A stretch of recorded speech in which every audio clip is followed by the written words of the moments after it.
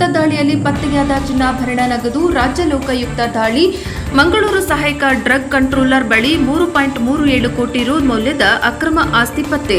ಅಕ್ರಮ ಆಸ್ತಿಗಳಿಗೆ ಆರೋಪ ಸಂಬಂಧ ಲೋಕಾಯುಕ್ತ ಪೊಲೀಸರು ಏಕಕಾಲದಲ್ಲಿ ಮಂಗಳೂರಿನ ಪ್ರಾದೇಶಿಕ ಉಪ ಡ್ರಗ್ ಕಂಟ್ರೋಲರ್ ಕಚೇರಿಯಲ್ಲಿ ಕಾರ್ಯನಿರ್ವಹಿಸುತ್ತಿದ್ದ ಸಹಾಯಕ ಡ್ರಗ್ ಕಂಟ್ರೋಲರ್ ಬಾಬು ಬಿಎನ್ ಅವರ ಮನೆ ಹಾಗೂ ವಿವಿಧ ಸ್ಥಳಗಳಲ್ಲಿ ದಾಳಿ ನಡೆಸಿದ್ದು ಕೋಟ್ಯಾಂತರ ರೂಪಾಯಿ ಮೌಲ್ಯದ ಆಸ್ತಿ ಪತ್ತೆಯಾಗಿದೆ.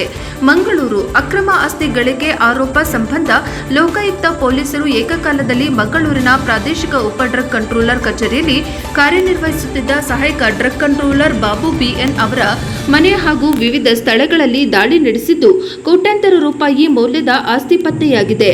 ಪೊಲೀಸ್ ವರಿಷ್ಠಾಧಿಕಾರಿ ಬಿಪಿ ದಿನೇಶ್ ಕುಮಾರ್ ಅವರ ಮೇಲ್ವಿಚಾರಣೆಯಲ್ಲಿ 6 ಲೋಕಾಯುಕ್ತ ತಂಡಗಳು ಚಿಕ್ಕಬಳ್ಳಾಪುರ ಜಿಲ್ಲೆಯ ಬಾಗೇಪಲ್ಲಿ ಪಟ್ಟಣ, ಬೆಂಗಳೂರು ನಗರ ಮತ್ತು ಮಂಗಳೂರಿನಲ್ಲಿರುವ ಆರೋಪಿಗಳಿಗೆ ಸಂಬಂಧಿಸಿದ ಆಸ್ತಿಗಳ ಮೇಲೆ ದಾಳಿ ನಡೆಸಿವೆ. ದಾಳಿಯಲ್ಲಿ ಬಾಬು ಬಿಎನ್ಗೆ ಸಂಬಂಧಿಸಿದ ವಸತಿ ಮನೆಗಳು, ವಾಣಿಜ್ಯ ಸಂಸ್ಥೆಗಳು, ಫ್ಲಾಟ್ಗಳು ಮತ್ತು ಕಚೇರಿಗಳು ಸೇರಿವೆ. ಶೋಧದ ಸಮಯದಲ್ಲಿ ಆದಾಯಕ್ಕಿಂತ ಹೆಚ್ಚುವರಿಯಾಗಿ ಸುಮಾರು 3.37 ಕೋಟಿ ರು ಮೌಲ್ಯದ ಚರಾಸ್ತಿ ಹಾಗೂ ಸ್ಥಿರ ಆಸ್ತಿಗಳನ್ನು ಪತ್ತೆ ಹಚ್ಚಿದ್ದಾರೆ ಎಂದು ಹೇಳಲಾಗುತ್ತದೆ.